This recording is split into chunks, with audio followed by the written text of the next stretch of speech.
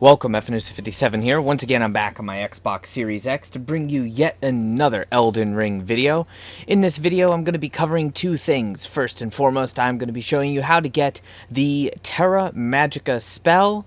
And of course, there will be a couple of timestamps in the description if you want to fast forward to a specific part. And I will also be making this video as a guide to the Academy Crystal Caves. So, that is where the spell is. This spell is a must-have for most mages, as it provides one of the largest stacking boosts to magic damage. And it is located in the Academy Crystal Cave, which is on the northwest shore of the main Academy Island. Very close, actually, to where we fight the dragon. So, from the Crystalline Woods, you're basically going to go due southeast, and you will literally run right into the entrance to this cave. So if you've never been there, it's super easy to get to. You'll see these couple floating scarabs, and then there will be a fog wall right here, locked behind the stone imp statue. It will, of course, require a couple of the keys, the stone sword keys. Grab the Site of Grace before you continue, and then let's go ahead and move on. There's the multiplayer summoning area. There isn't a ton of stuff in this area, in this cave. It's super dark in here, so I do recommend that you bring a torch or the lantern. The lantern you can buy from the merchant near the Academy Gate town, so very easy to get. You probably already have it by now, and it's a fairly straightforward dungeon that you have to go through with a ton of crystal cave moss and budding cave moss. Lots of things for you to get. You'll eventually spill out into this darkened, foggy area that's full of mages.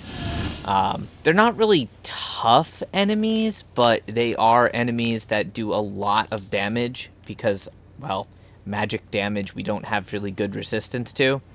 You'll find a body over here in like the southeast corner that's going to have one of the large glintstone fragments. It actually has 5 of them on there.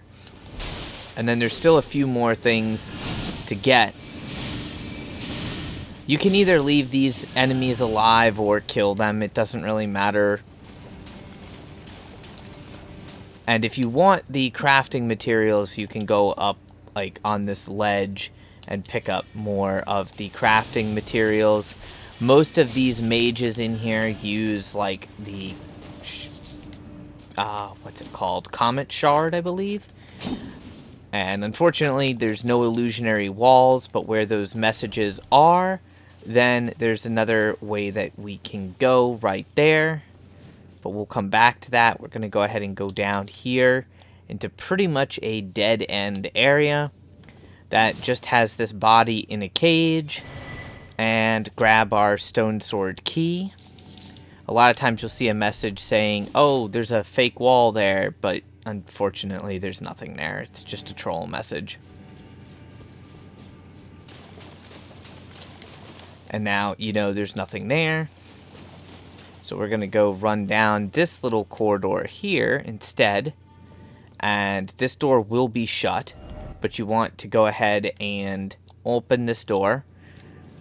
It's a little bit annoying in here. Grab the items if you want to. Prioritize the battle mage, and then worry about dealing with the little mages that are scattered around.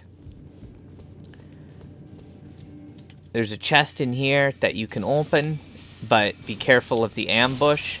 That enemy up there, you might be able to get up there, but I've never really been able to. So probably just take that enemy out at range, open this chest, and the chest gives you a rune arc. It's a little disappointing, admittedly, that it only gives you a rune arc, but yeah. That's what it gives you for some weird reason, is a rune arc. And then you will be basically ready to go into the boss fight, which isn't a terribly hard boss fight, but I would recommend either bringing a summon or bringing a friend, just because that'll make it easier. And you're going to be fighting 2 of the crystalline enemies. Now, what makes these enemies so annoying and so difficult is the fact that they basically have a armor-plated body, and they don't really take that much damage until you break their armor. And obviously, magic damage works well for the most part against them, but eventually you'll break their armor if you're not using a weapon that hits with a strike damage type. And when you break their armor, then you'll be able to crit them, and you can pretty much do just an absolute massive amount of damage. Watch out for the crystalline mage, but eventually you will be able to break his armor. Now you'll notice that your attacks are probably going to bounce off of him, so pro tip is to go ahead and two-hand, or basically like power stance your sword.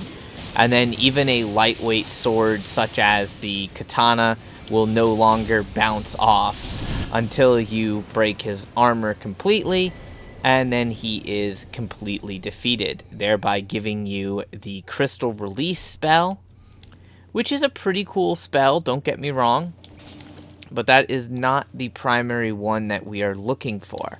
What we need to do is still grab the actual Terra Magica spell.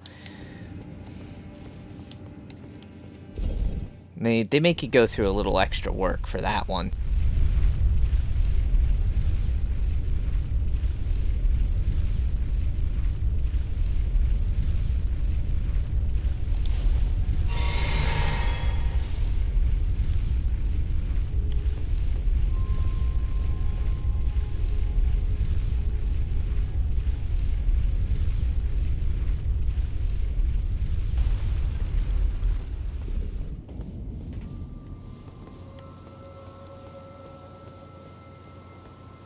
It's sort of a little bit of a secret section of the Rhea Lucaria Academy.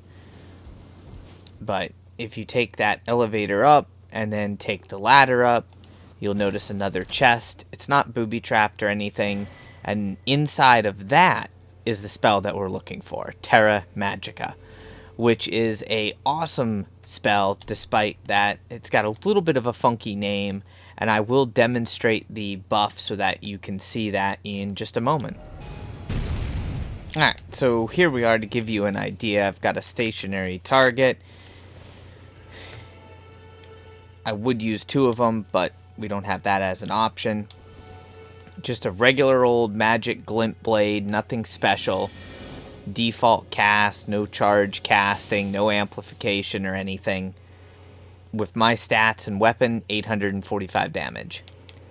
Again, no other buffs, simply casting Terra Magica, which draws this whole sigil on the ground. You can move out of the sigil, but while you're standing in the sigil, you're going to gain a magic spell casting buff. And then you can go ahead and let's use the same magic glint blade on the same target. And over 1,100 damage, 1,141 damage, as opposed to what it was the 8 and change before. So, absolutely fantastic spell for sorcerers. If you don't have it, I highly recommend that you get it. It does add one more step to the process as far as having to go through and buff, but it also does stack with spells like, or not spells, but incantations like Golden Vow or the Blood Boil Aromatic, just greatly amplifying the damage of your casts. Now that was double buffed with Golden Vow, but just to give you an idea of it. So, hopefully you guys enjoyed the spell and you definitely grab it. I hope this video helped you out. If you do have any questions or comments or anything, please leave a comment in the comment section and I will do my best to help everyone out. Until then, do me a favor by smashing the like and subscribe buttons, as that greatly helps me out with the searchability of videos here on YouTube. Till next time, stay frosty.